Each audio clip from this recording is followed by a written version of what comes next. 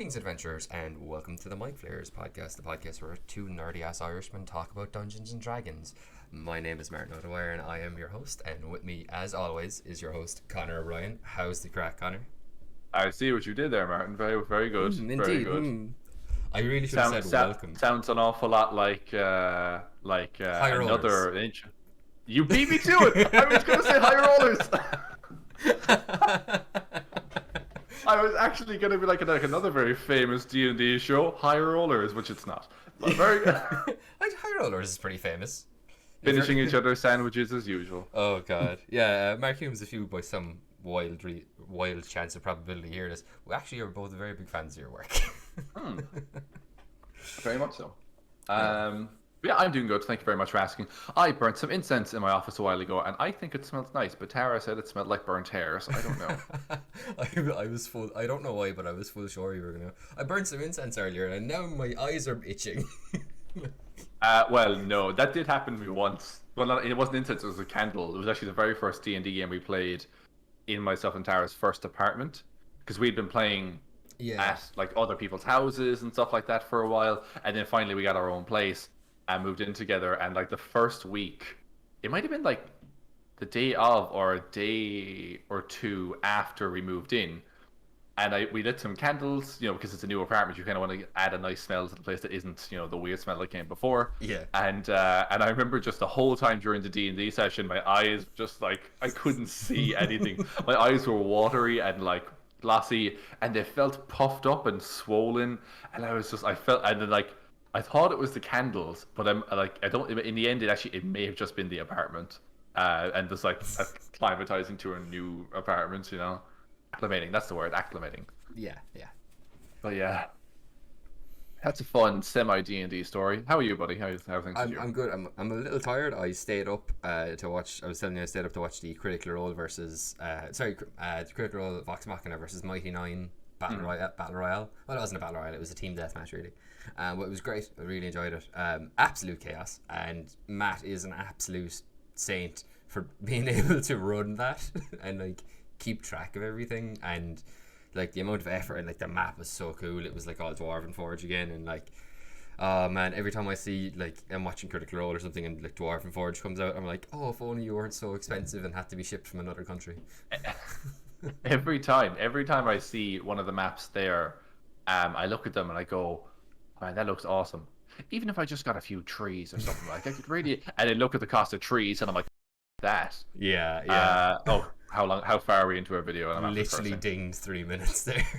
Did it? Okay, I may need to bleep that. I think you might need to bleep yourself. So I might just mute that. We're 1 for 1 so far. F that. Am I right, folks? We could always try and just be even more Irish, but like fake that anyway, Yeah, can't pull this on fake. Yeah.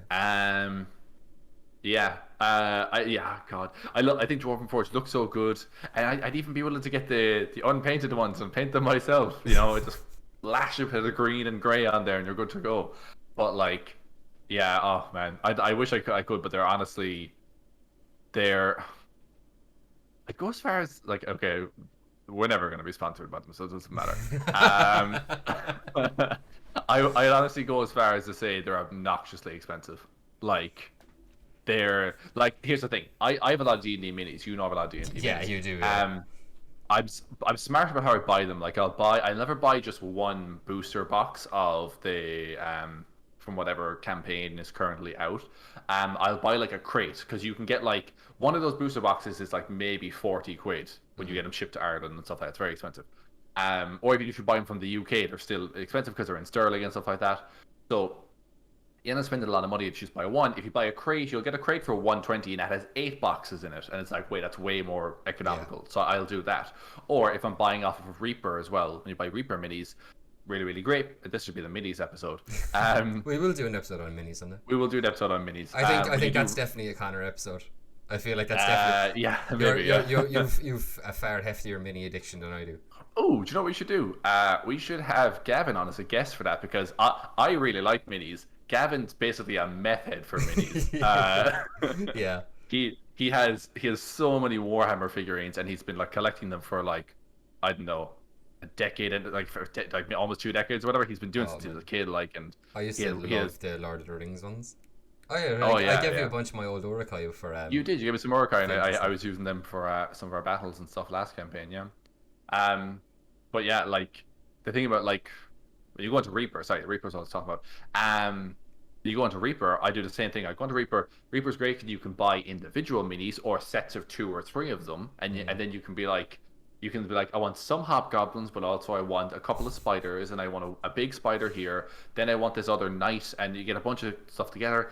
And then the thing is, if you go over a certain amount, shipping is free. Oh, So you cool. save yourself like 15 quid or something like that.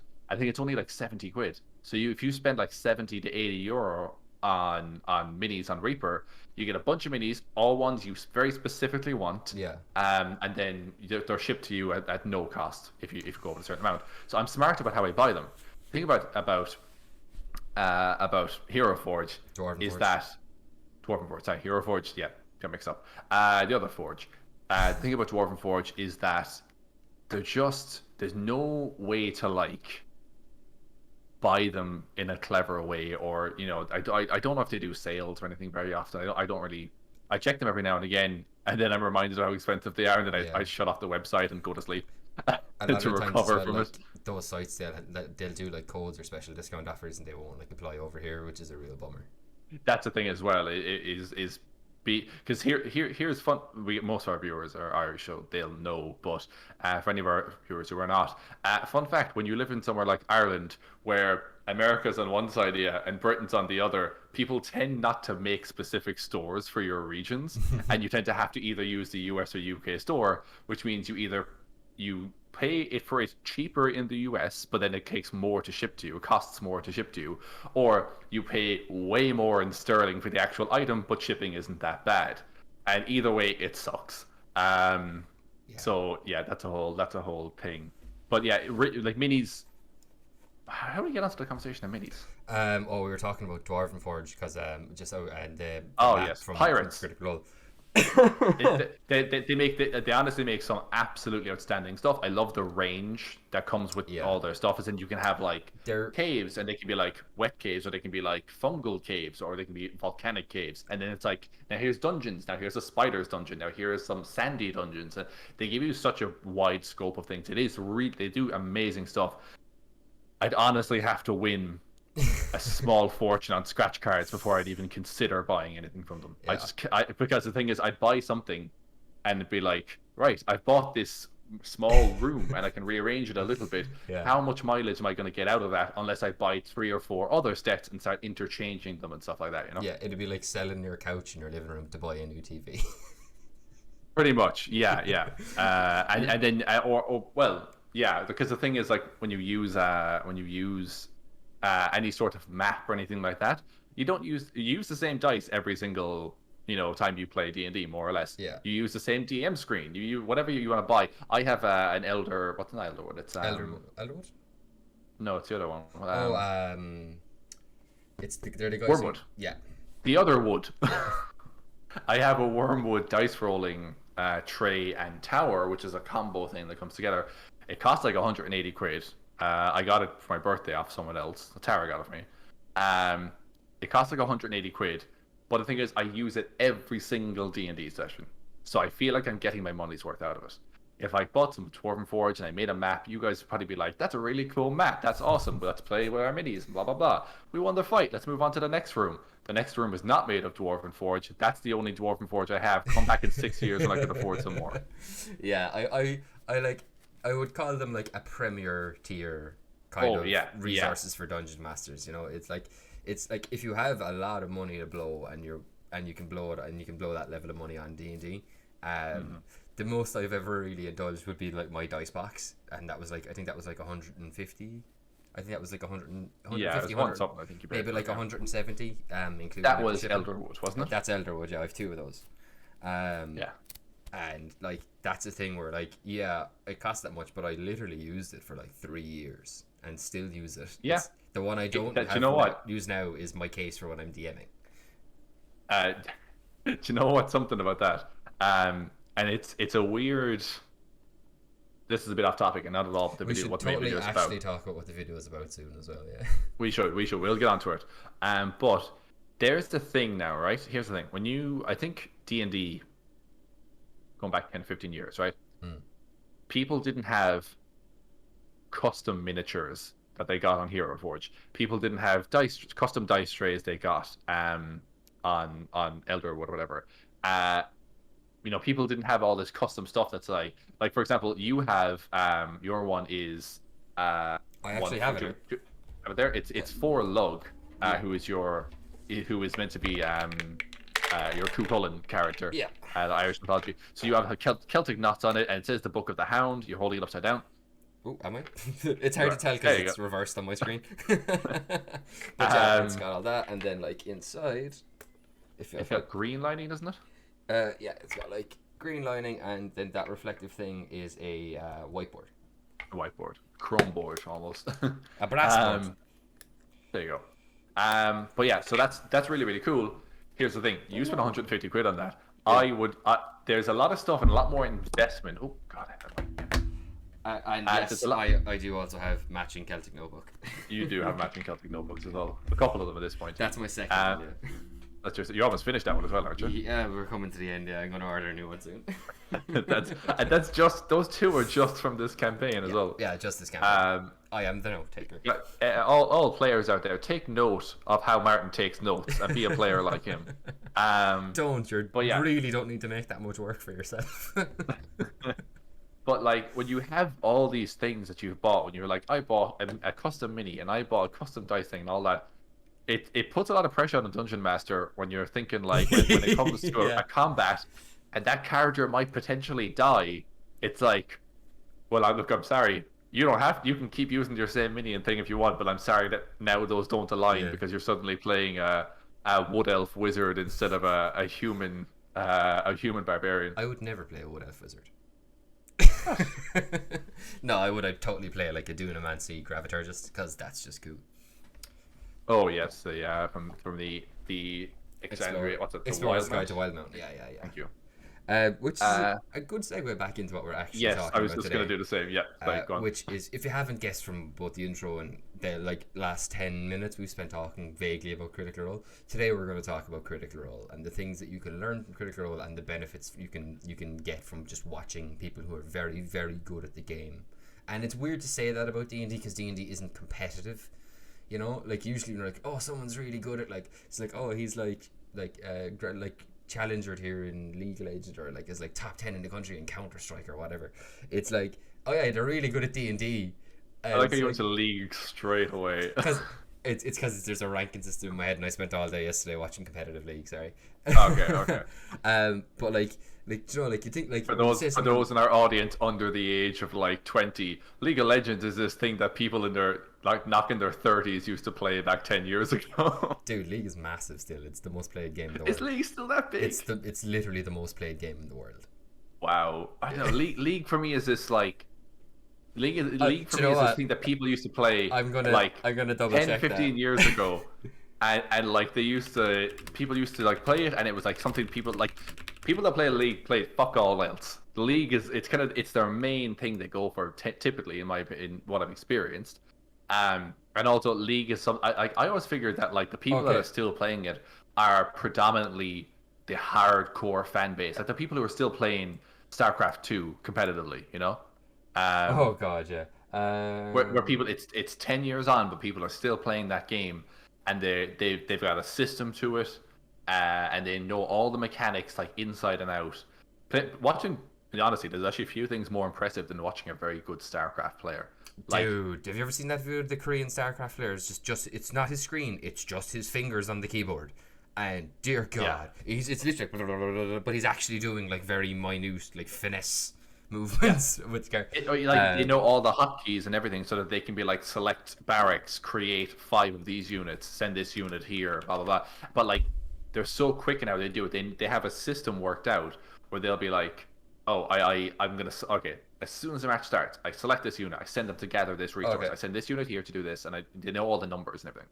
So I might be my info might be slightly out of date, but League by 10 years. No, because it's a PUBG, Valheim, Dota 2, Counter-Strike. Do you know what, it might be, but League has 8 million still.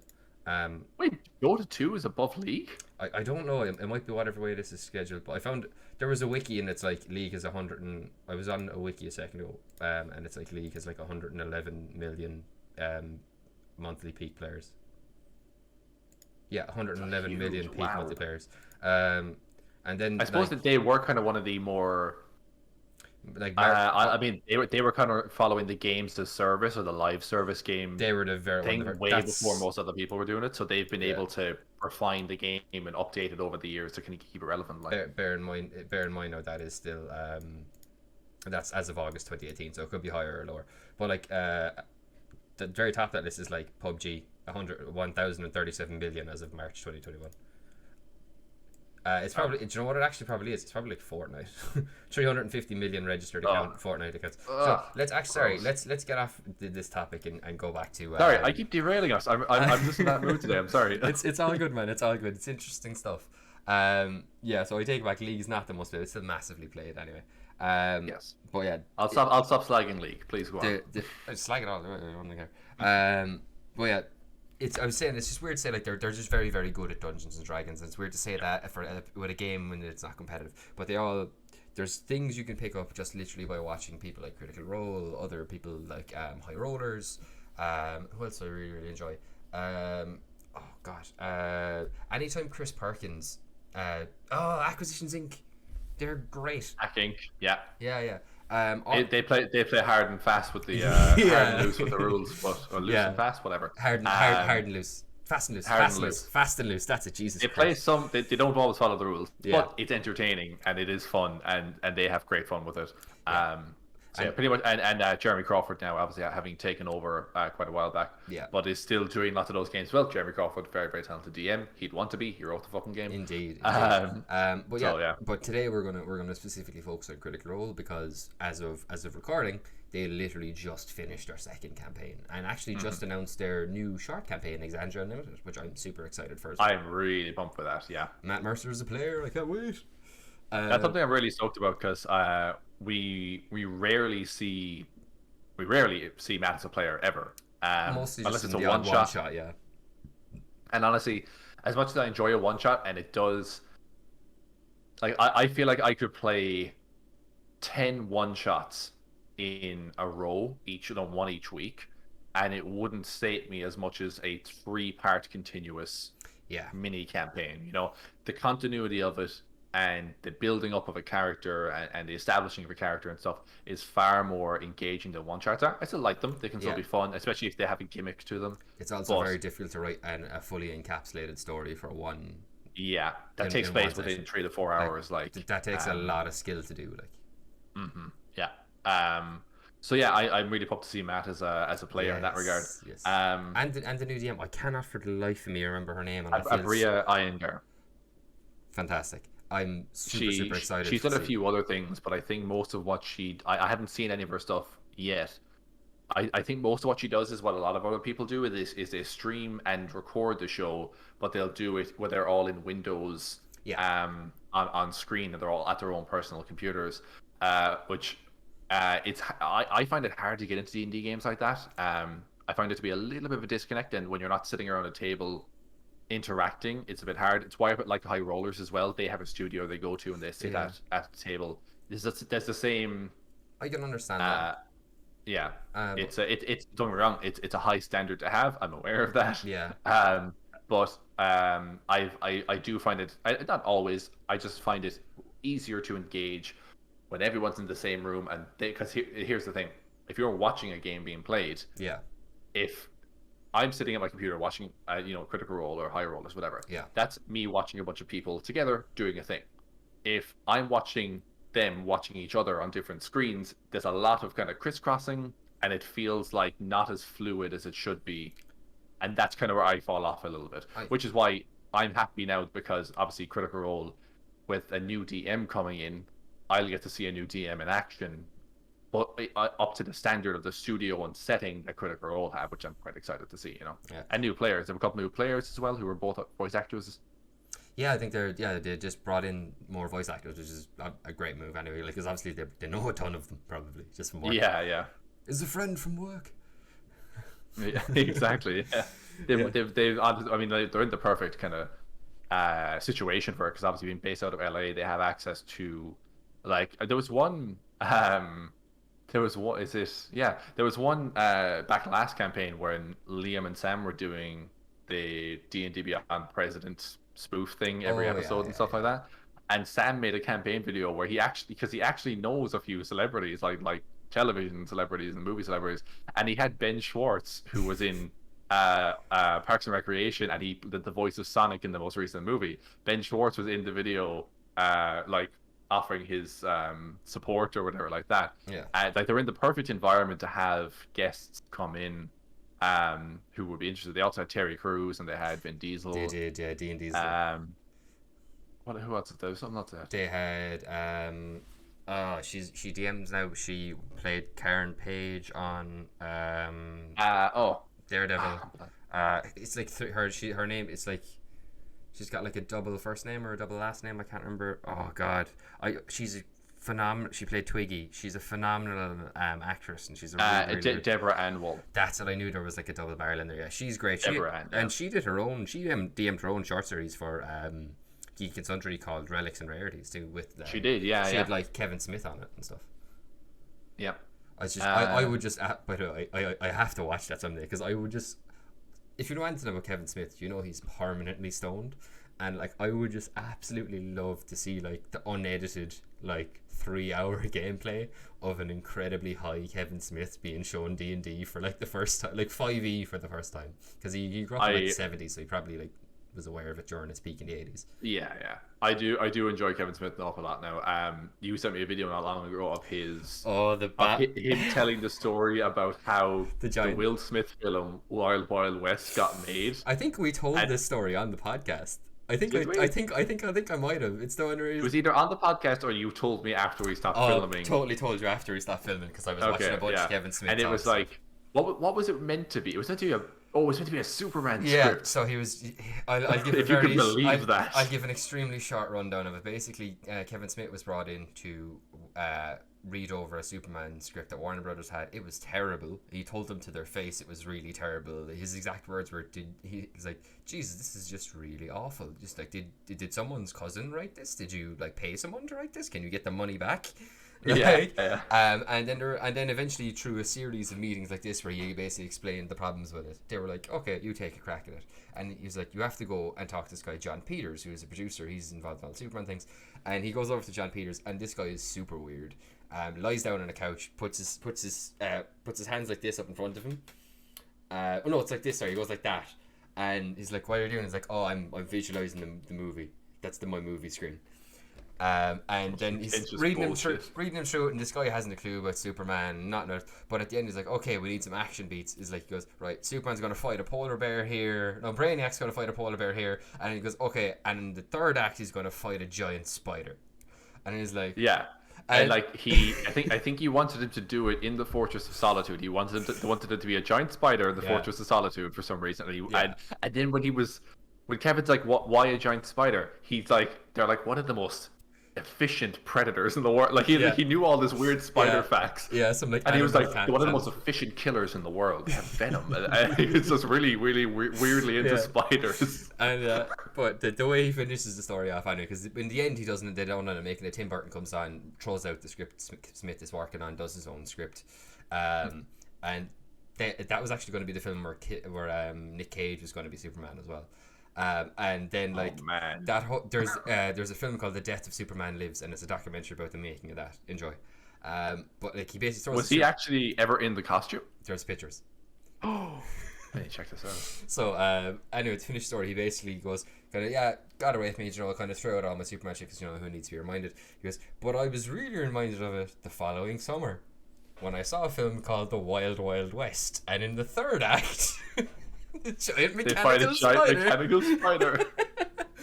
And like, not only was there a giant mechanical spider, when they got on board the spider to like try to destroy it from the inside, the bad guy, who up until this point was in a steampunk wheelchair, was now in a steampunk wheelchair that had spider legs. and he fought Will. I think at one point he like I don't know, Will Smith drops his gun and he goes to grab it, and your man's big mechanical spider leg goes crush and steps on his hand and stuff. It was really weird. Oh god. Anyway, we should probably actually talk about Critical Role. So I honestly, look, we're 20 minutes in at this point. I say we just call it here. Oh god, no. We're professional podcasters, professional amateur podcasters. I think professional amateur is the way to put it. Yeah. Put that on a shirt and sell it. But yeah, the reason we're talking about Critical Role is because, again, there's a lot of good stuff you can learn from Critical Role, specifically and not only for DMs either, because the group of players Matt has, I would say he is privileged to have, because you can be a phenomenal player, a phenomenal DM with like players who just aren't engaged, and it's going to be like just screaming into the void, and like every member of that group are super engaged, not only with their own story but with each other's stories and the story at large in the world too. And like I think there's like so much you can pick up on, just like good habits from both like Matt and any of the players, that are like really useful to kind of help you get more out of D&D. Yeah. I think, I know for me with 5th edition, like observe, like I think I played maybe 2 or 3 times before I ever saw Critical Role, and I kind of got the gist of the game playing. And you will, I mean, if you've never seen any Critical Role, if you never watched Critical Role, you will still get the game just by playing it, particularly if you have a good DM who guides you through things. But for me, I think my real rhythm with playing and running the game came about when I started watching Critical Role properly, because I'm like, this, like, see, because here's the thing, I'm a very task, what's the word, like, if I can read about something 50 times and still not understand it or not know how to do it, but if I do it 3 times, I can do it again, and I can keep on doing it. That's called kinesthetic learning. You need to do something to learn it. You brought this up on the podcast before.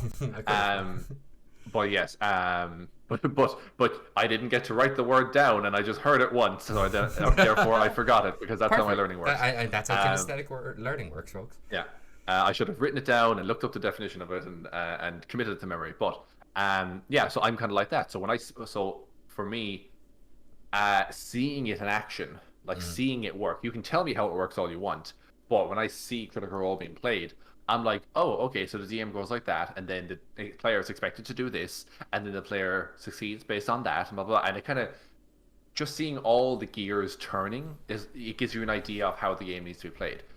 We are not advocating, and I know there's people on the internet who are like this, but we are not advocating that there's only one way to play D&D. No. We're not advocating that Critical Role is that way, but Critical Role can be a great jumping off point for some people, and I know it was for me. Oh, totally. I think we did talk about this before when we did our episode on our first D&D experiences. Like I played, I think it might have been Pathfinder. I think I played like one game of Pathfinder. It was very, very badly explained to me, and because it was so badly explained to me, I hated it. And then I think I played. Yeah, no, I had that, and then I was invited to join the game that you were a part of.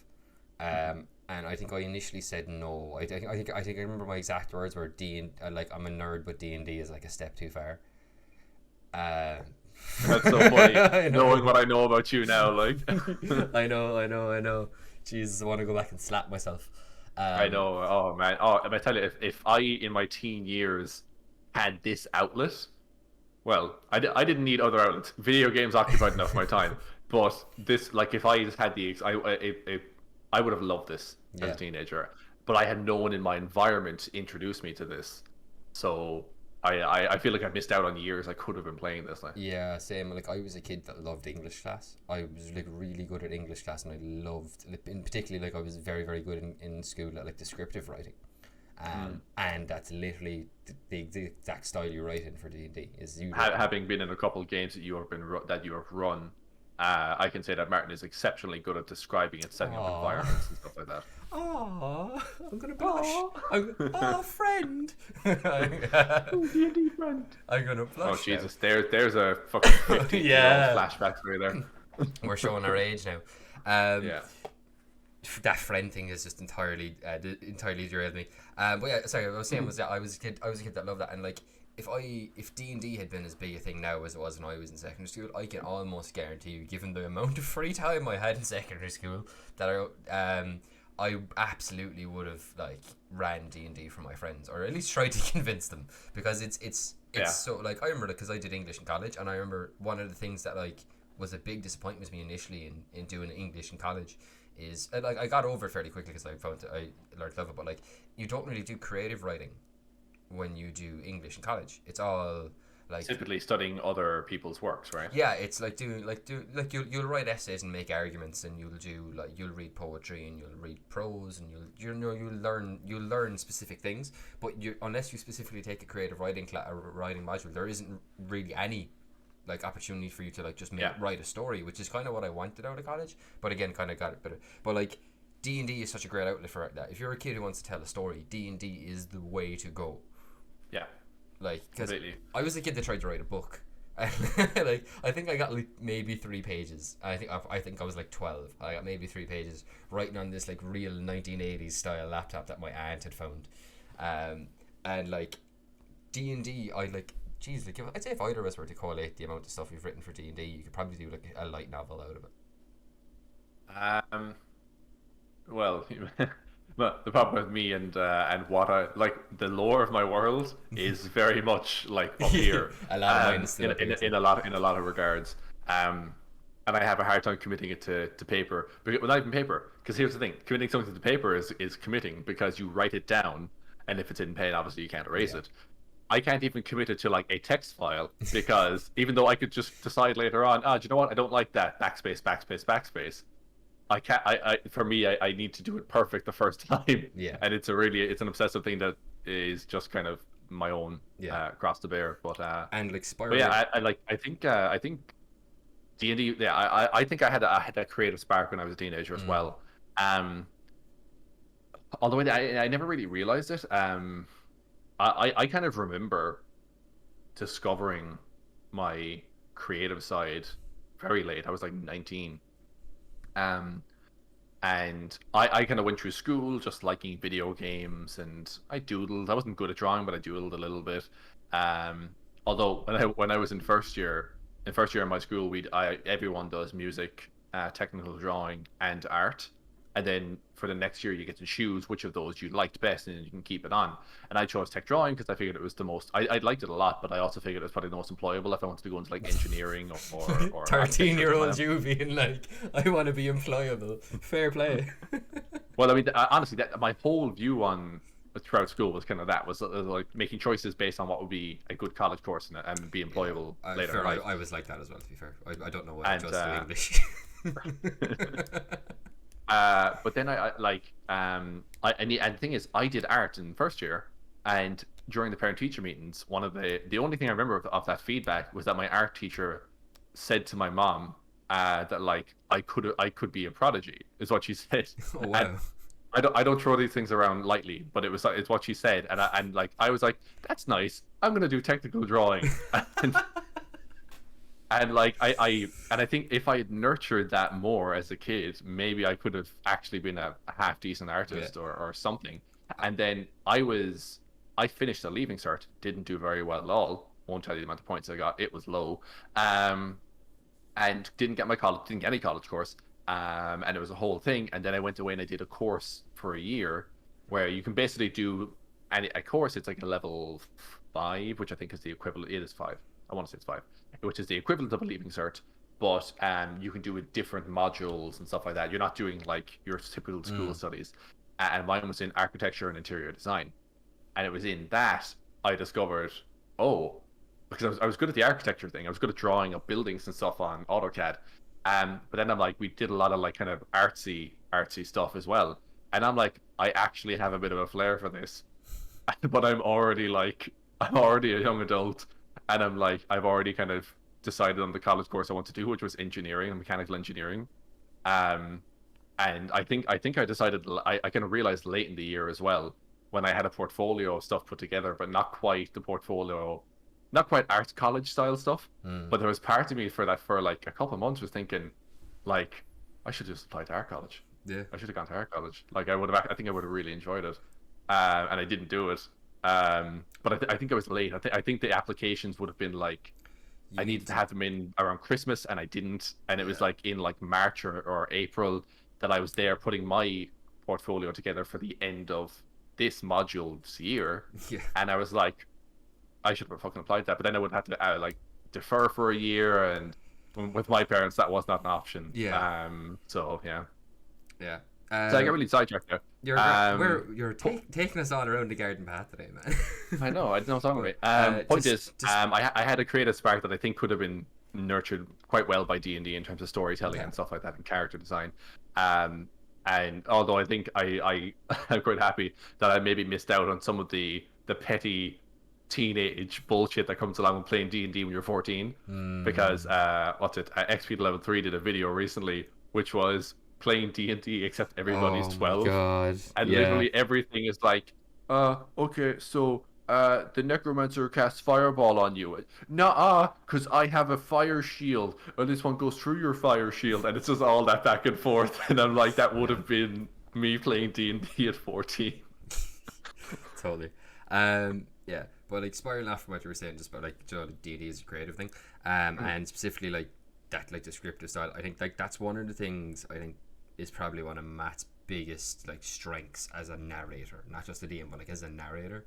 Like the way he sets scenes and describes things. Like I think the one that always jumps to my head when he's taught when I think of like a moment where like Matt, there's actually two now that just popped in that are quite similar, is for anyone who has seen campaign 1 of Critical Role, it's that first time that Scanlan's daughter shows up, and she's playing the fiddle, and she beats Scanlan in like a musical kind of contest, and he just like describes the way she finishes up the fiddle solo. And I believe they call it a rock off. A rock off. Okay. Jack Black and Kyle Gass just in the back, like, yeah. Why did I do this? It's yeah. But yeah, I remember that, and then the very, very first episode of campaign 2 of for Critical Role, when he describes the circus performance and that girl singing, and just like it's the way he uses very specific language, and he does specific things to really make it stand out for you. And like straight away, what I think of is like he doesn't just say like Matt Mercer will never say it's a hot day.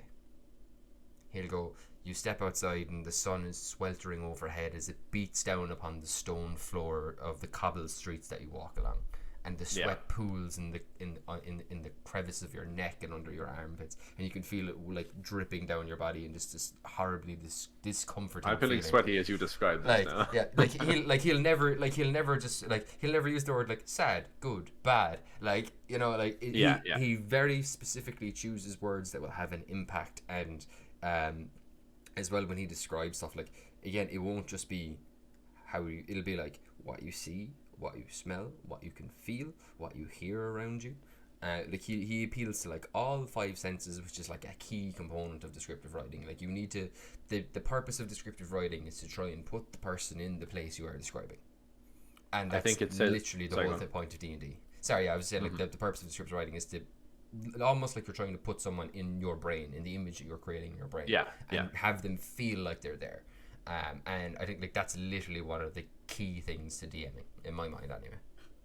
Yeah, and I think it's a strong testament to how good Matt is at that.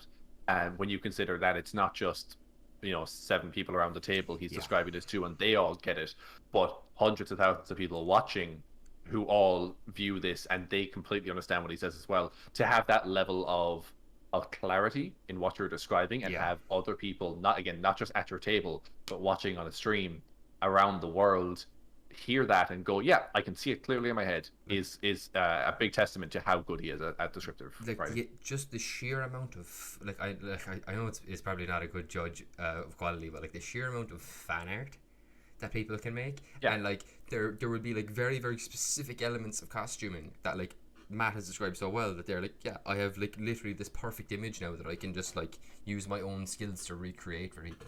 And like, geez, that they do like a half-an-hour roll every week of new fan art, like when they're on a break. That's what they do. It's crazy, like, and that's all down to how evocative Matt's descriptions are. I know you're saying it's probably not a good a good metric on that. I think it is a good metric. It's just a very niche metric. Yeah. I think I think I don't think it's necessarily.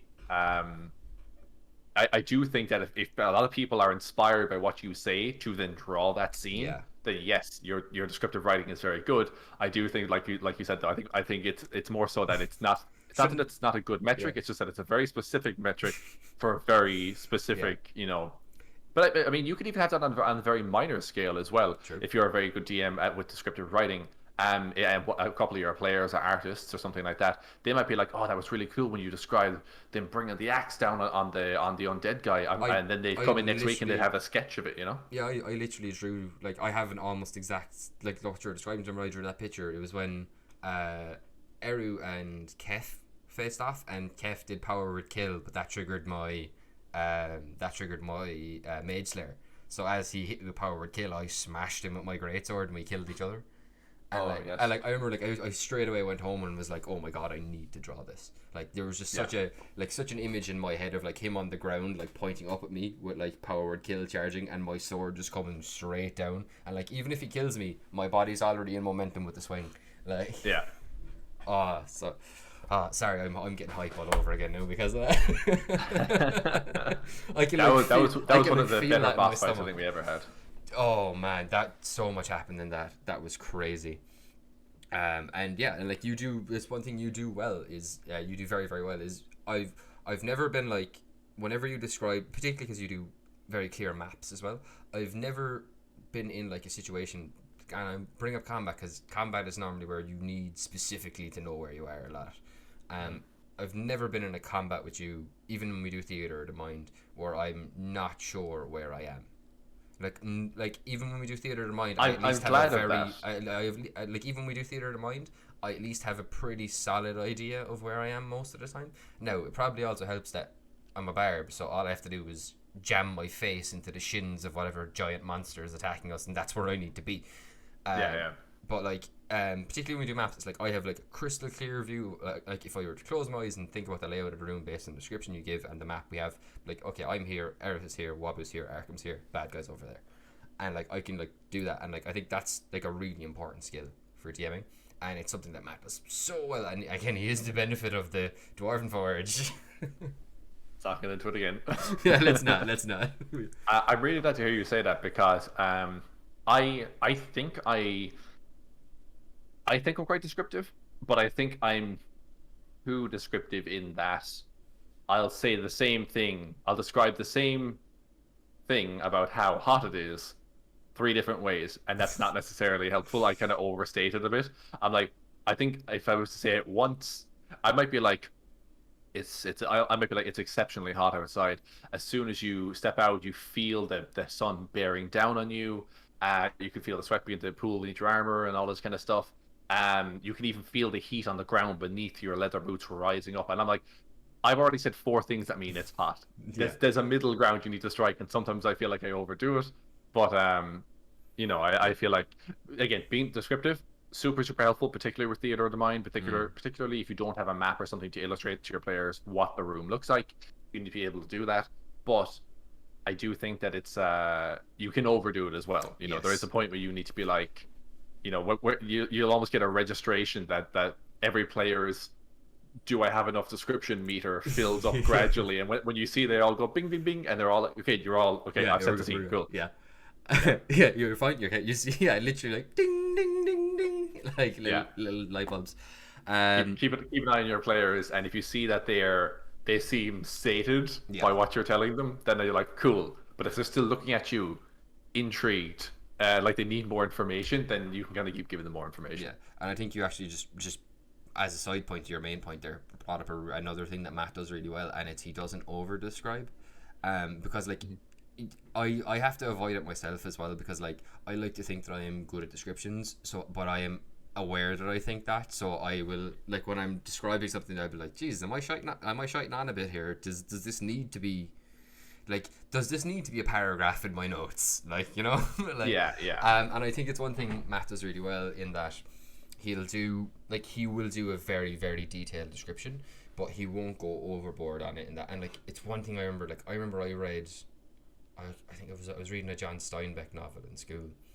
I think it might have been. It was either The Grapes of the Wrath or of Mice and Men, but one of them starts off with like a page-long description of dust settling on men as they walk down the road, and that's all that happens. And the 3 or 4 different ways describing the dust, and it's good description. Don't get me wrong, Steinbeck, good writer, very good at his job.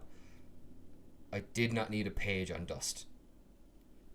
Yeah, I get you. You know, and I think that's where you have to. That's the line you have to tread, because like you want to be very descriptive, particularly if it's an important room and there's like a small hint in the description that you're trying to tease out for the players. But like, you don't want to go full Steinbeck and be like, never go full Steinbeck. Never go full Steinbeck. I think a good way to manage that for yourself can be to pre-write your descriptions if you can. If you like, obviously sometimes that's not always optional because your players might go somewhere you don't intend them to, and you know what it looks like in your head, but maybe you don't have it prepped on paper.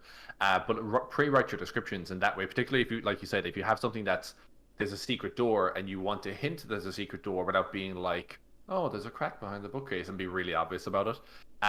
If you pre-write your description, you can phrase things very carefully and have methodically thought about it beforehand.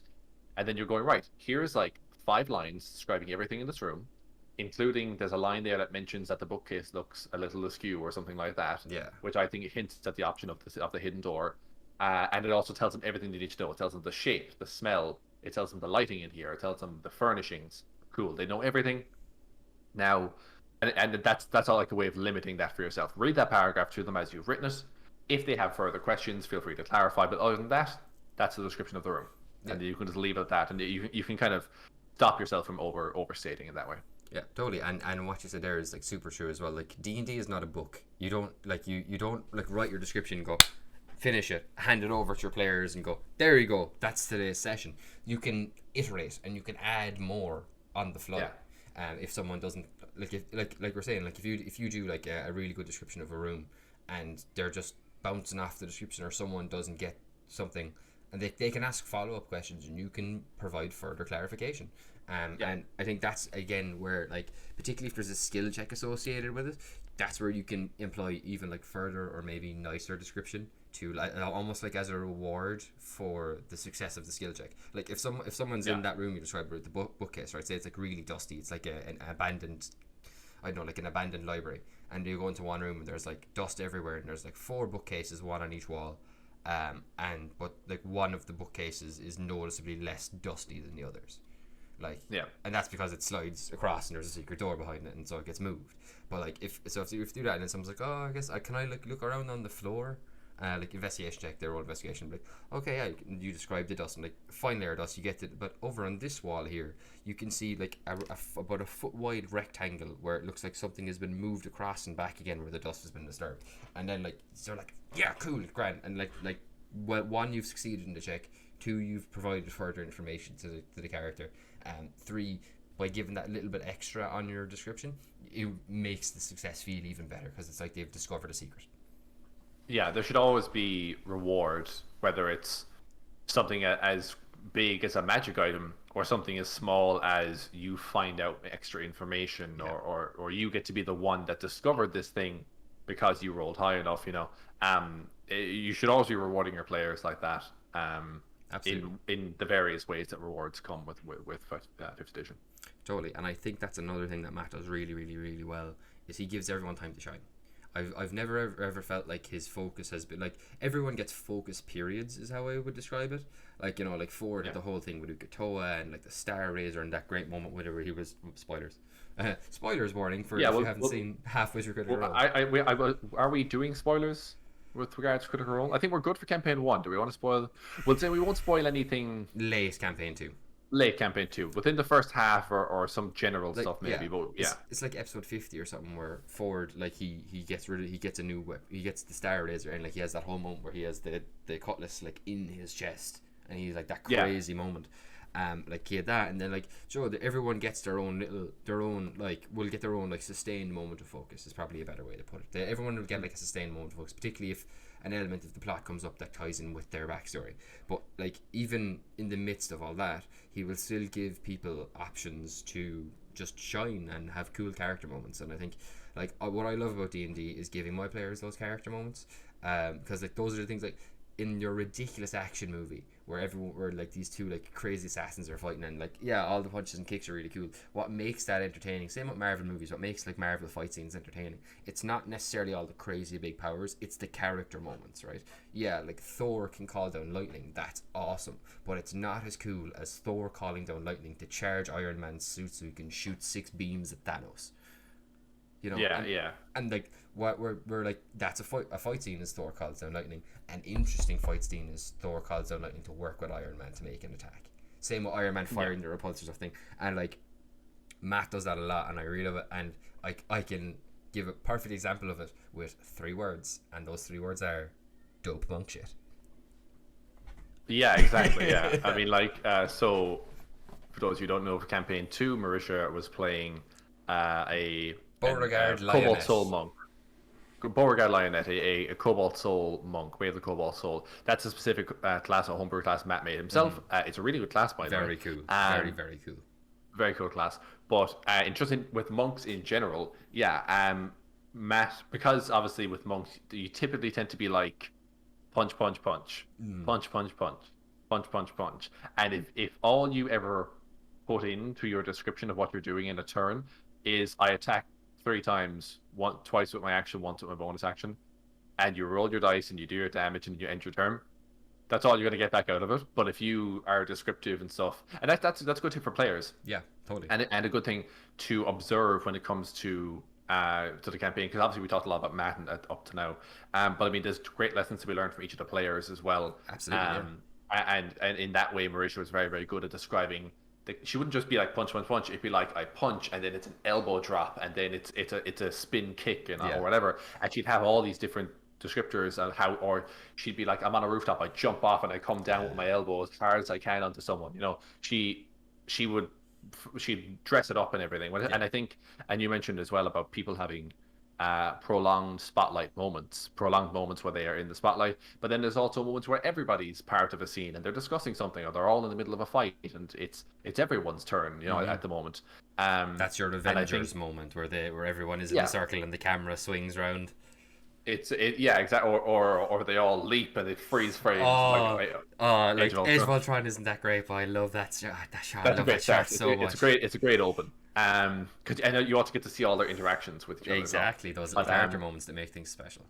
I think that because everyone there has theatrical and acting backgrounds, everyone and a lot of improv and stuff as well. Yeah, and a lot of them work together quite often too, as professionally, and I think for that reason, so many of them know when it's this person's moment to say their line, but now it's this person's, and now I'll say something, but now and sometimes it's like, oh, Matt will be talking one-on-one. Everyone's at the table. Matt is talking one-on-one with a specific character because they're in their room alone and they're communing with their deity or something like that. And there's a very special moment happening for them. And everyone else knows to just be quiet and let them have their moment. And it's a courtesy, really. But I think it comes from, for them anyway, it probably comes from a place of having so much experience in theater and improv and acting, and knowing that, no scene, no story is ever just one person. It's people, it's characters interacting and bouncing off each other. So there's a lot of give and take, but also there's moments where you just need to take a step back and just be like, clearly the DM is having a moment with this player. I'll wait until they're done and they have their moment. So yeah, I think a great lesson to be learned there from the show is that you get to see a bunch of people who are friends and who respect one another and who understand that it's everybody's game. But at certain times, it will also just be this person's game for this, few minutes while they discuss something with the DM. And I think it's a courtesy and a politeness. That I think if you observe people playing the game happily with their friends and giving each other time to do what they need to do and not taking anyone else's moment or anything like that, I think what you'll observe is a bunch of people really enjoying themselves. And I think it's a great thing to aspire to with your home game, where everyone is courteous, everyone respects everyone else's turn and time and stuff like that. Yeah, absolutely. And that, I think like they've a very good like etiquette about that. Yeah, and I think that definitely is probably bred from like all of them are theater kids. And Yeah. you I'd imagine like never like aside from like school plays, I've never done any like theater stuff, but I'd imagine if you are like a theater kid and are regularly performing in the school play, whoever's running that play probably isn't going to put up with a lot of your bullshit. Like, yeah, you know. So jumping in on scenes probably ain't going to be a thing that's tolerated for quite a long time, quite a short amount, probably not tolerated at all really. And yeah, that's probably just something you carry through. There's the whole yes and thing when it comes to improv is a great tool. You can't yes and yourself. You need to let someone else say something, then you can yes and that moment, you know. But like I said, that's why a one man improv. There's probably one man improv shows that aren't bad, but like again, the idea is that you're bouncing off of people. Improv inherently is bouncing off of people. D&D is large part improv. So you need to be bouncing off people, and if you can't bounce off someone who hasn't said anything, so you know, make sure you just give other people a chance to do their bit and say their piece, and then you can say something regarding that maybe. Absolutely. If there's one player like I'm not saying this because he's my favorite, but Travis is phenomenal at this one particular thing, and I think it's very wholesome actually, and it's really awesome.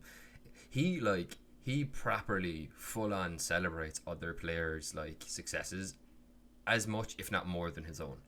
Like, if you've watched Campaign 2 Critical Role, anytime that Yasha says, I would like to rage, if you watch, particularly in the pandemic, because you can see them all in their little boxes, it'll be like, on Yasha, like, I would like to rage, and then you'll see a tiny Travis box up in the corner, and he'll just be like this, like, like, like, just go on.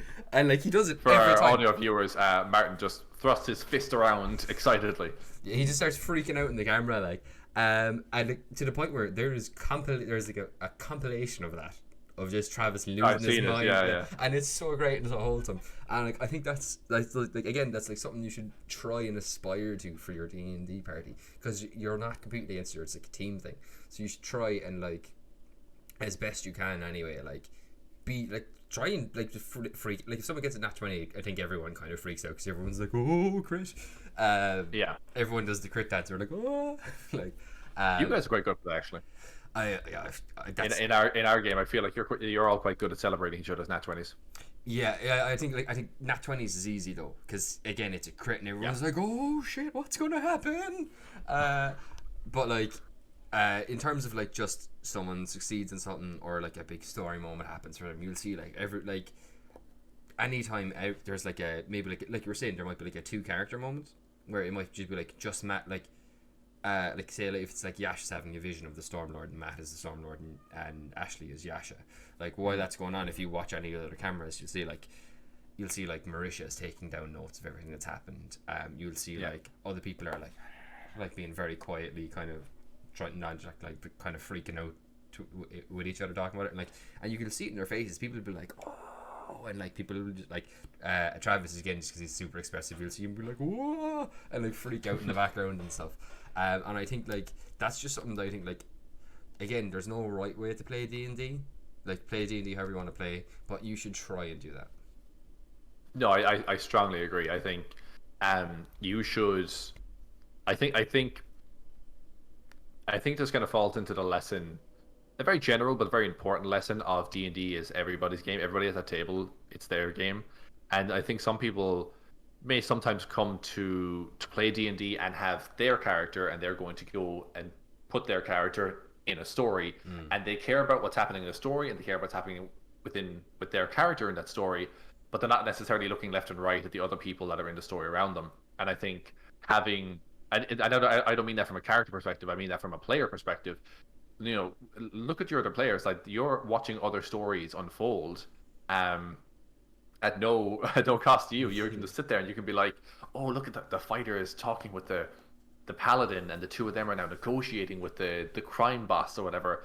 And then you might not even be there. Your character might be back at the tavern, but you can still watch that with a lot of anticipation and a lot of excitement, because it's fun to watch these stories unfold, even if you're not involved. And I think Travis for definite. Travis can be Travis is the person who, like, someone will get nat 20 and he'll almost knock over his table.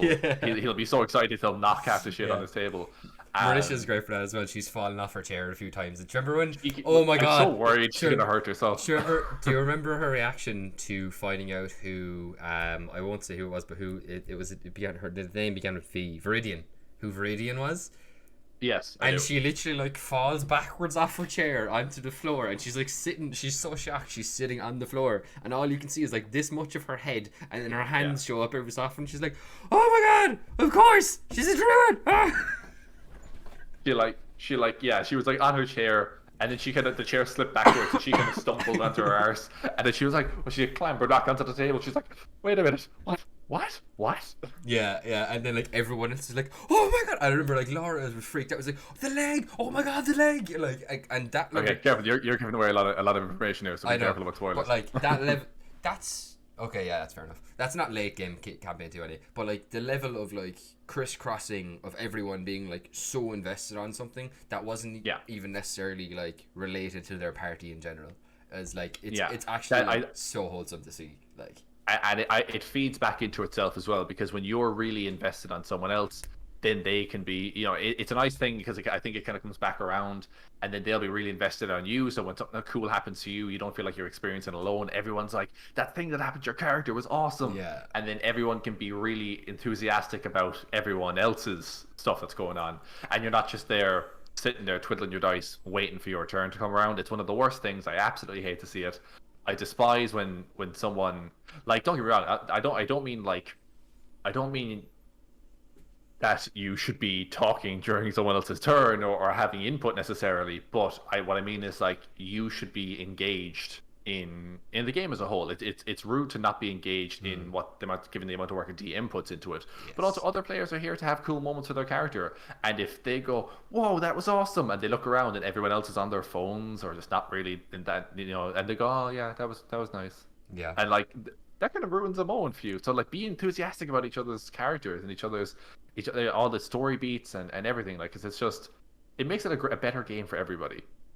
When everyone is being happy and enthusiastic for and into everyone else's stuff, it's just a big ball of happy there. Yeah. There. That's I guess that's how I'm going to end that conversation. Yeah, I think you want to do that. You want to create like a positive feedback loop, almost. There you go. That was way better than ball of happy. Yes, a positive feedback loop. Yeah, exactly. Yeah. If you're enthusiastic about everyone else's actions at the table, then they can be enthusiastic about yours, and then that makes you feel better about yours even more, and then it just goes back around and around and around. Exactly. It's honestly that kind of camaraderie and that kind of enthusiasm and stuff like that is what D&D is made for. And that's because, like you said earlier in the episode, it's not a competitive game. Yeah. It's a cooperative game. So we should be cooperating. We should be encouraging each other, and then it makes the whole aspect more enjoyable for everybody. Yeah. I'm going to bring up the Avengers again because I'm a massive Marvel nerd. In case it's hard not to. I mean, the Avengers are kind of almost like a futuristic D&D party. Stormbreaker back there. But yeah, like, I think at its peak, D&D can be those moments in the Avengers where, like, Iron Man shoots the repulsors off Cap's shield to take out the Chitauri, or like just cinematically one of the best continuous shot, even though it's not really a real shot, but it's still, to watch that straight shot when he comes down onto the street, up along the building, follows the arrow, follows the flying creature, and then you watch Thor and Hulk and they hammer the piece of metal into the thing's head. It's one of the best scenes in probably the entire Marvel Cinematic Universe, is just that sequence of events. Yeah, and they do like one of those in all, like the one in Endgame is just masterful. Like when everyone comes back in and you have that bit where like Tony and Rescue are back to back. They're back to back, and it's rotating like that. Oh, so good. God, the cinematography is top notch, and I mean, some film snobs out there might argue that it's not real cinematography because it's all CGI, but there's an art to picking your angles as well. It's all strictly camera work. Just look at pretty much anything in like Mass Effect 2 and 3 versus Andromeda. 2 and 3 have really good angles and they'll use silhouetting and stuff like that really well. And then like go to Andromeda, and it's a simple back and forth on two people as they talk, and it's not engaging at all, you know. But yeah, I think like at its best, like when your D&D party at its best is your Avengers coming in. Like Avengers, as the Avengers are basically a D&D party. You've an artificer, you've a storm herald barbarian, you have an arcane. Cap's a paladin, I think. Sorry, actually, yeah, that's Cap is totally he's an Oath of the Crown paladin. Yeah, probably. He's an Oath of the Crown paladin. Thor's a storm herald. Hawkeye is an arcane archer. Black Widow is an open hand monk. Oh yeah, okay. We'll go Shadow Monk, cross with assassin. Shadow Monk assassin. Scarlet Witch is a sorcerer. Yeah. Doctor Strange is by a definition high level wizard. Okay, yeah. What were you gonna say? I was gonna say by definition sorcerer, because sorcerer supreme. Well, yeah, okay. We had a big argument about this in our D&D group chat. Question to anyone listening / watching. Feel free to tweet us about this. Do you think that Doctor Strange is more of a wizard or a sorcerer? We won't talk anymore on it. We'll leave it at that. Yeah. Do you think Doctor Strange is a wizard in D&D, or is he a sorcerer? Yeah, but like, we'd love to hear your thoughts. That's like when I'm like thinking like grand scale D&D events for like DMing and stuff. That's kind of what I like in my head. That's I'm never going to get close to. But at its best, what it could be is like the Avengers saving New York, or like on your left. Like that's just such a the portal scene. It's something I want to say about. Just in it's kind of rounding back a little bit on descriptions and stuff like that. Sometimes what I like to do at the end of if there's been 2 or 3 cool moves in a turn, or even just that maybe they happen in different turns, something like that, but maybe 2 players are coming at a monster from different sides.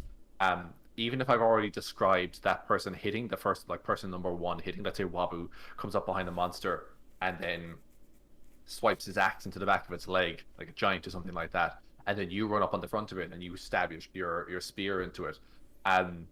On your turn, I'll describe the 2 of those actions happen, because technically they do happen in tandem. So I'll describe Wabu coming up and hacking an axe to the back of its leg, and it drops down to 1 knee. And as soon as it does, you jump onto a rock and jump up and spear it in the side of the face.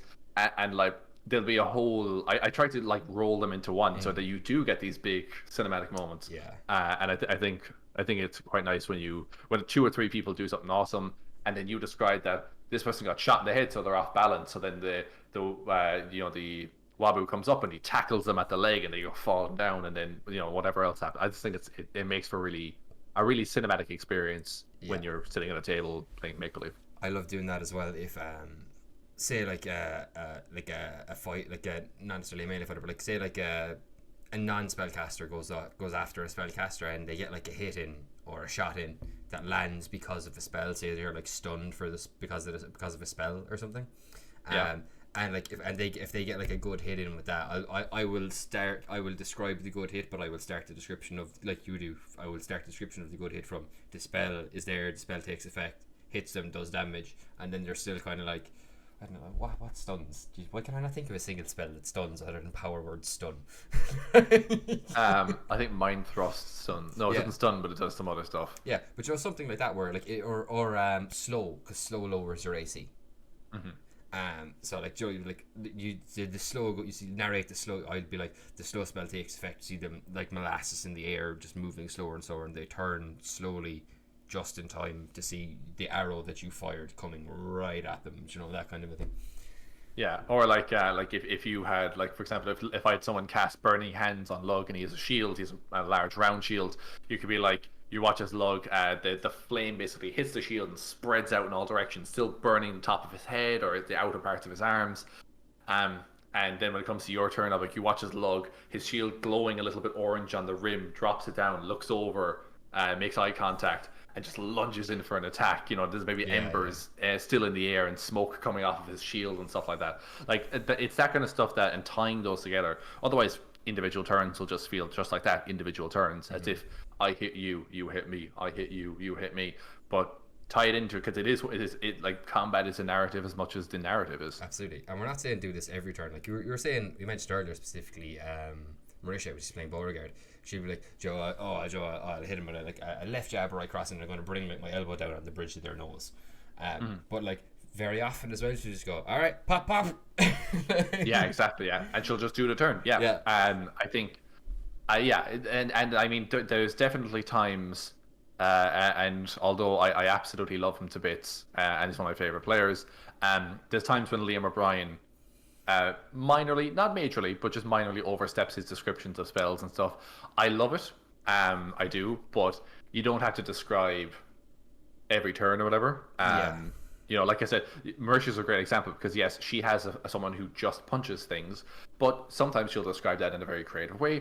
Other times she'll just go, "Okay, cool, pop pop," and she'll roll 2 dice, and they're her 2 hits. Yeah. And there's good, and I think she hits a really good balance.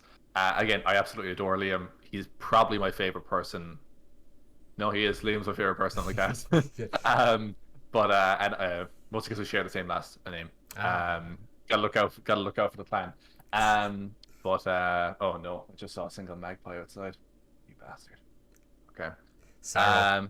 On for Sorrow. Oh god, this episode's gonna be a dud anyway. Oh dear. But yeah, I do think that there's just occasionally a moment where I'm like, where he'll say like 3 lines, and I'm like, I needed 2, but that's fine. That's okay. Yeah. I don't hate it, but I'm just like, I could two would have done. 2 would have done just fine. And you actually just remind me of something else that's like completely kind of not disregarded, but didn't think of initially. Something that both Liam and Taliesin do, because they have a bit more game knowledge than the other players, is they're almost like Matt's assistants sometimes. Where they like you'd see it more when they were like sitting together and there wasn't a pandemic. Where they would sit together and you'd see either Liam or Taliesin being like there's something going on. If say it's a combat, because that's usually when like the complexities of how spells work come up. Yeah.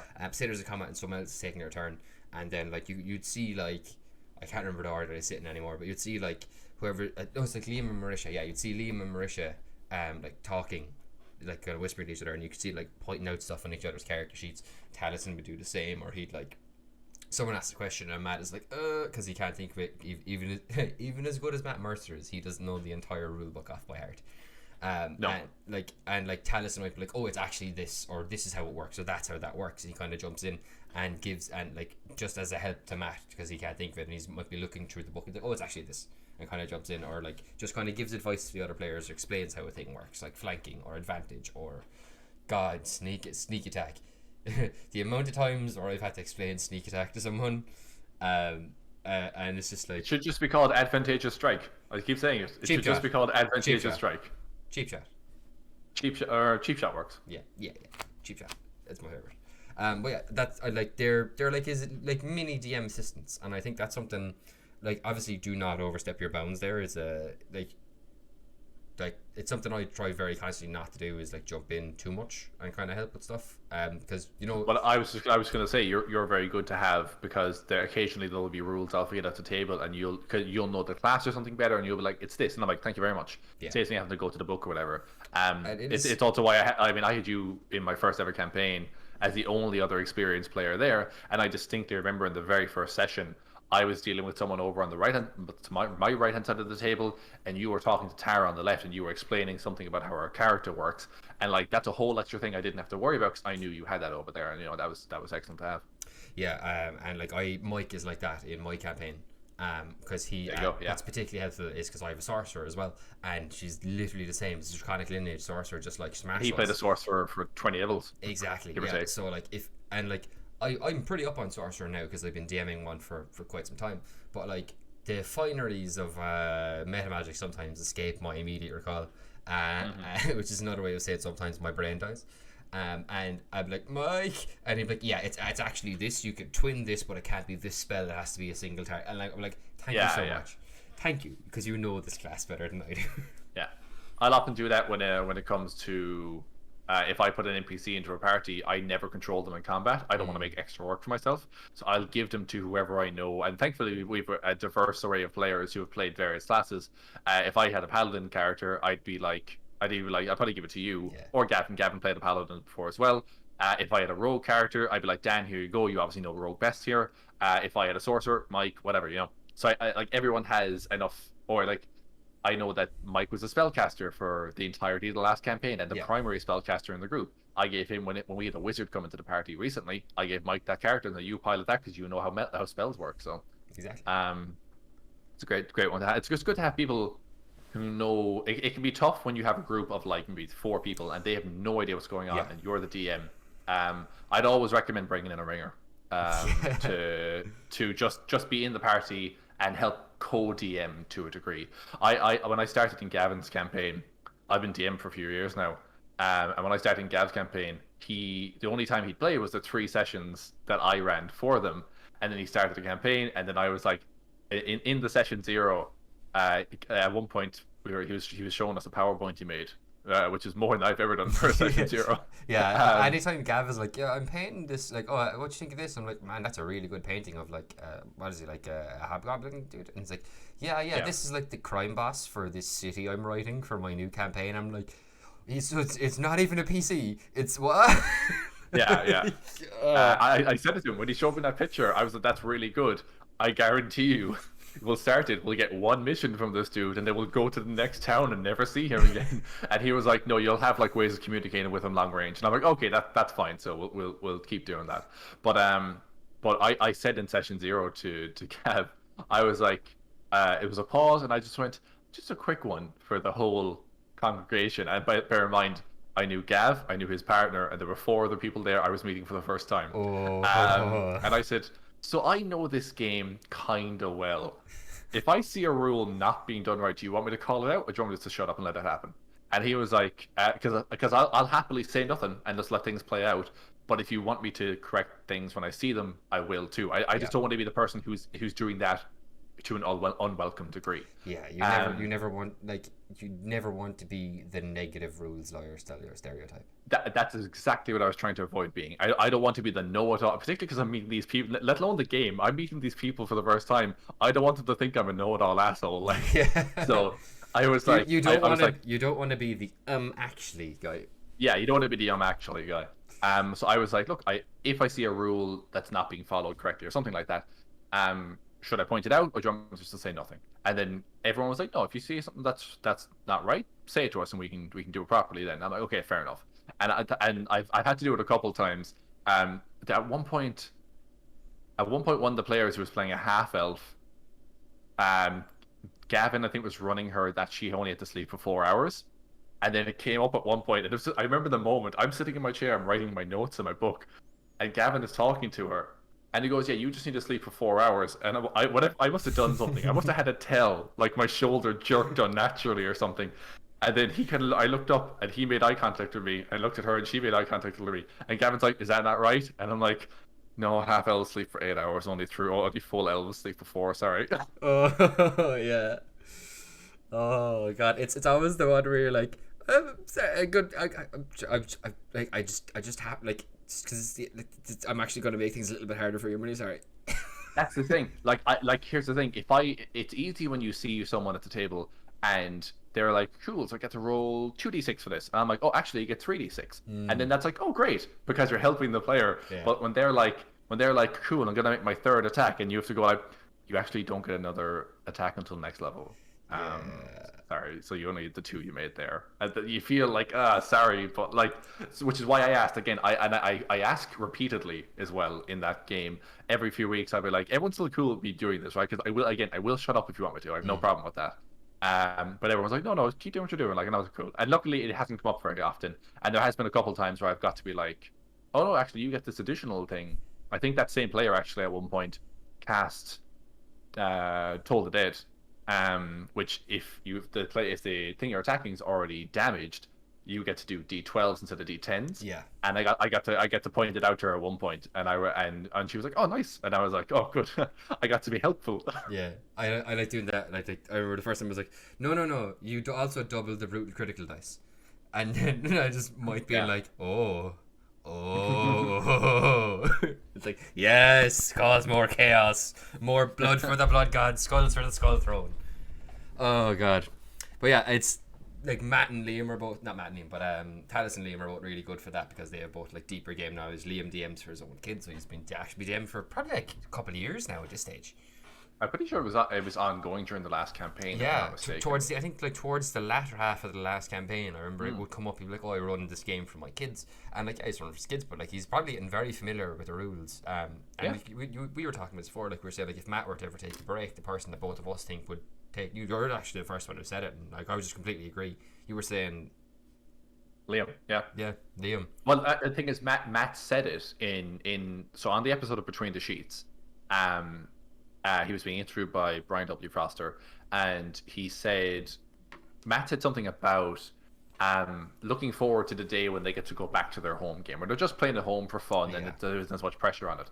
And he wasn't saying it like I can't wait to get out of here. He was just saying it like I'm looking forward to that day when I just get to kind of play the game simple again and not have to worry about it too much, which is understandable.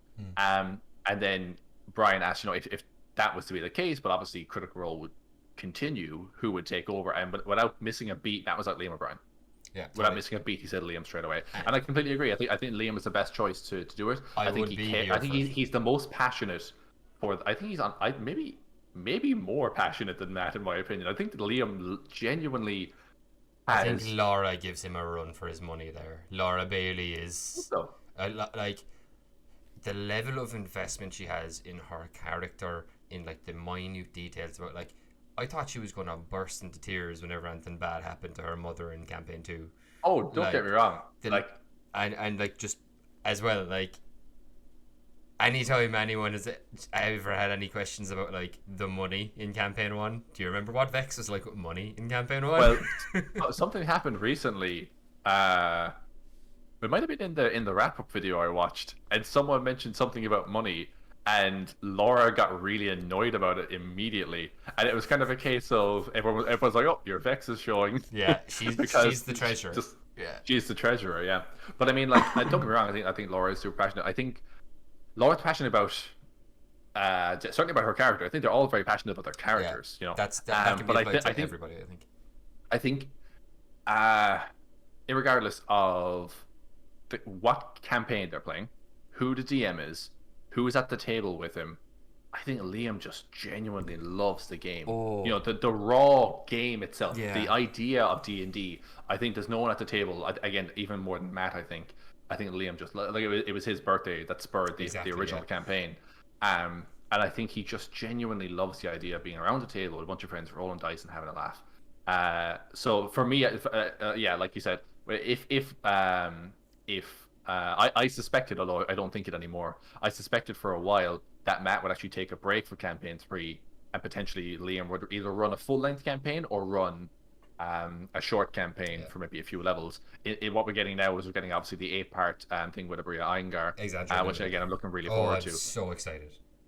I again, to have someone, this is great for me because again, with my inability to invest heavily unless there's like a good flow and dynamic to it, and having a new DM and a couple new players and stuff introduced to a dynamic I already love, and then getting to watch that in the high quality that Critical Role do for their show, is really, really exciting for me. Yeah, I think one of the things that I'm super, super excited about is like we've all seen how creative Matt Mercer can be in DMing, right? Where you have to split your focus of creating on an entire world, like countries, civilizations, monsters, cities, towns, individual people, right? In Exandria Unlimited, he's only going to be focusing on him, and I am so excited to see that laser focus down onto one character and see what he comes up with. And I'm so excited because when he is specifically focused on creating things just for characters, we've got stuff like Cobalt Soul Monk, Oath of the Open Ocean Paladin, and Blood Hunter, and that's a good track record. Yeah.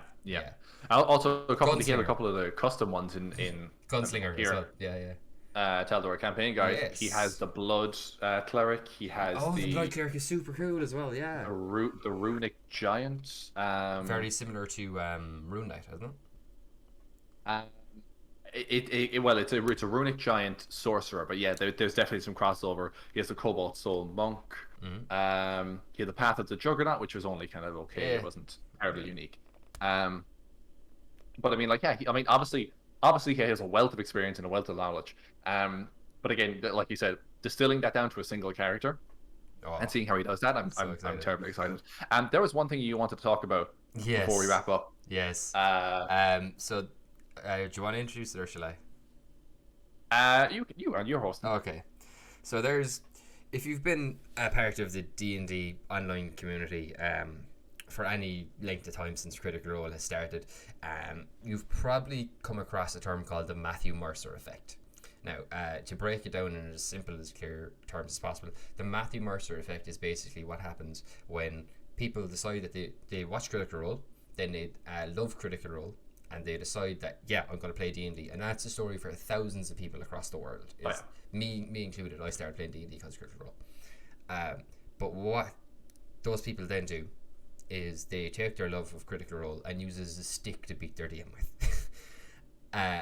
And by that I mean they fully expect their DM and their other players to be as good at like setting everything up and describing and preparation and like battle maps and role play and voice acting and all this stuff.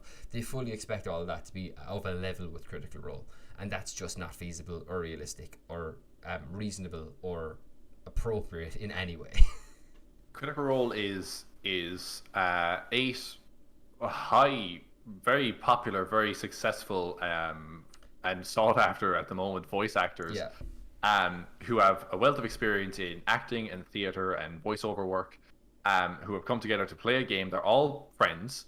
They're and so right away you have that they're all professionals in acting and pretending to be characters. So that gives them an advantage. They're all friends. Some of them are married to each other. Some of them are friends for years. Some of them worked together previously.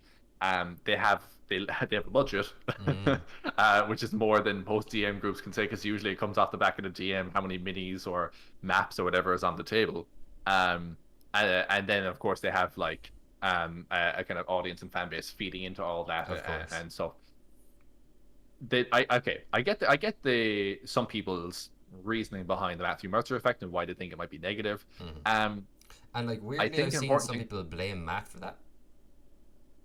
Well, I mean, look, there's just some people out there who are horrifically unreasonable. Like, there's people who do blame Matt for stuff, or will try. Like, there's some horrifically negative people on the internet. Let's just put that out there. It's also just basically whenever anything gets very, very popular, there will be people who push back on it because it is popular. That's a thing as well. Yeah. There are the alt crowd who just want to be different, and like.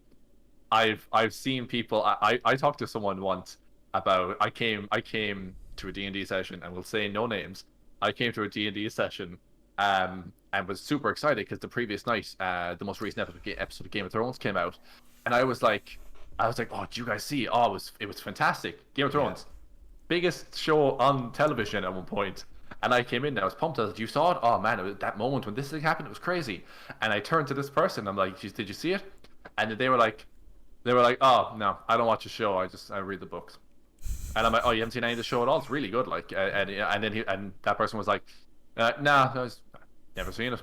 And it was like that for them, and I know this, and you know this. That for them was a moment of I'm different. I'm not I'm not in with the mainstream. I read the books, and I'm like, oh, fuck off.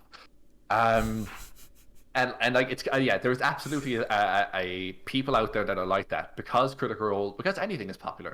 You don't even need to like any video game, book, franchise, anything at all that comes out. There'll be people who just want to not like it because other people like it. The best way I saw that described ever was I was watching. It was a random YouTube video I was watching where people were these people are reacting to Metallica for the first time. It's a bit of a guilty pleasure of mine is watching people react to Metallica for the first time, and these lads were like. That's me and watching people react to Avatar for the first time. Yeah, but these lads are like, because the drummer of Metallica isn't particularly well thought of in the metal community. But the lads are listening to the song and they're like, people don't like this guy? And they're like, no. And he just like paused the song and he was like, man, Jesus could come back and he could walk across your bathtub while it's full. And some guy would just be like, it's alright. Yeah. There's some people who just are too cool for anything. Yeah. And you could show them anything that's impressive or well done, and they'll just be like, they just want to be unimpressed or above it. And it's sad. It's a bleak existence. It's nice to like things. Yeah. I like liking things, and there's nothing wrong with that. So yeah, there are absolutely people that will do that. The main thing with the Matthew Mercer effect is that people will argue it sets unrealistic expectations about what D&D is in a home game. And there is a lot of aspects, and I named them a minute ago. There's a lot of aspects to Critical Role that puts it ahead. They're all professional actors, that they're all story writers and creators. They have a budget and a studio and all this other stuff. Their D&D game is naturally going to be more than what your typical at-home game will be. I will say I can understand the concerns, especially if someone comes to you and goes, "Oh, will you run D&D? I watch Critical Role and I really love it." I could see myself doing the same thing. I would just explain, look, just so you understand, like I do run. I think you actually did that in our first campaign. I think you may have actually sat down and be like, "Look, guys, I know we all watch Critical Role. I'm not Matthew Mercer. I'm not going to be as good as Matthew Mercer, but we will have fun. I promise you that." I don't remember that, to be honest, but sure. But yeah, that's the thing, though. I mean, that's exactly what I would have said. Is that, look, I'm going to do my best. I'm going to try my best to make a good, fun experience. And I think, honestly, I'm not putting this on myself, but in that how we all collaborated and how the story unfolded and the choices everyone made and the characters people made and brought to the table, for me, our campaign 1 was as good as anything I've seen in Critical Role.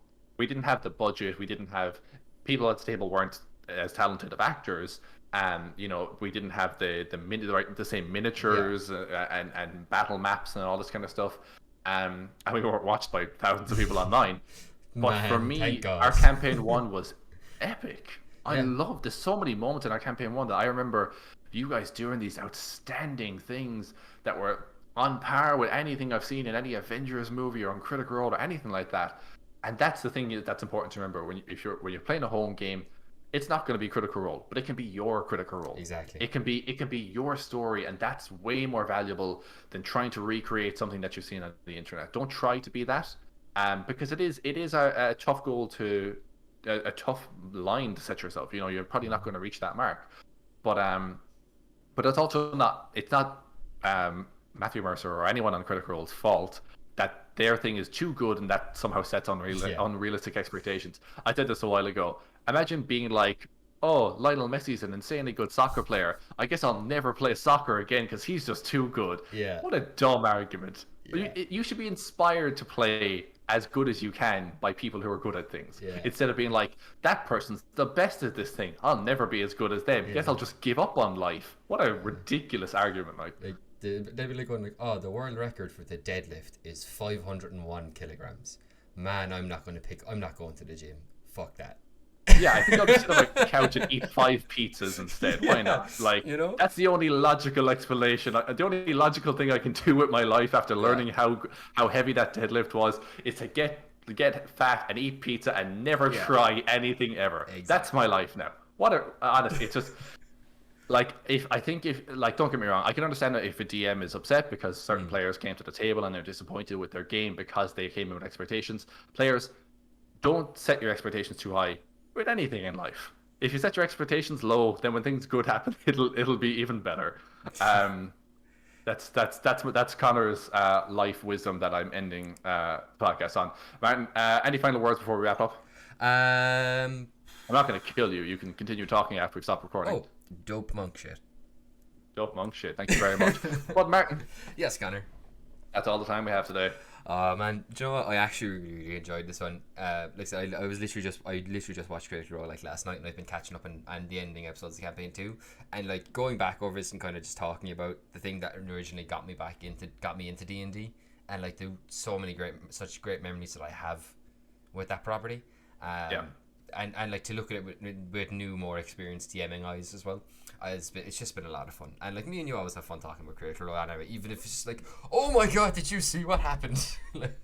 Yeah, I mean, we're big fans of the show, and like I said, I think there's a lot of value to be taken away from Critical Role. I think there's a lot you can learn from it and emulate from it, but also, bear in mind, Critical Role is the highest, literally the highest budget of budgets on any D&D anything. Yes. So like, don't watch a soccer match on TV and then go and play for your under whatever's team and then think, "God, this was nothing like that stadium filled with 50,000 people." No, of course it wasn't. Yeah. Because but you can still have fun doing that, and it can still be a great time with your friends. It doesn't have to always be the best of the best. Martin, wait, Yes. are you doing the outro? You're doing the outro. Yes, I am. I was about to fly into it there, and then I'm like, I it's- don't have my sheet open. Oh, because I'm not doing it this yeah, week. Come it's on. all good. But Connor, where can people find you on the internet? People can find me on the internet, mostly here on the Micflayers podcast, every Friday at 6 p.m. Irish time on YouTube and Spotify. Or you can also find me on Twitter at 0.Conor, ZeroPointConor, 1N, very important. You are so out of sync there, I right? know. Yeah. That was Yeah, that was okay. horrendous. Yeah, that's mostly where you can find me on the internet. What about you, Martin? Where can people find you? Awesome. Most of the time, people can find me on Twitter at So Sorry It's Over, which is in the bottom right hand corner on my screen there. You can also find me quite often on the Micflayers podcast Twitter account, which is in the bottom right hand corner of our screen. And mostly, you can find me here with Conor every Friday, 6 p.m. Irish time on the Micflayers podcast. Thank you all so much, folks, for watching and listening today. And we will be back same time next week for another episode of Micflayers. Bye bye. Yeah, folks.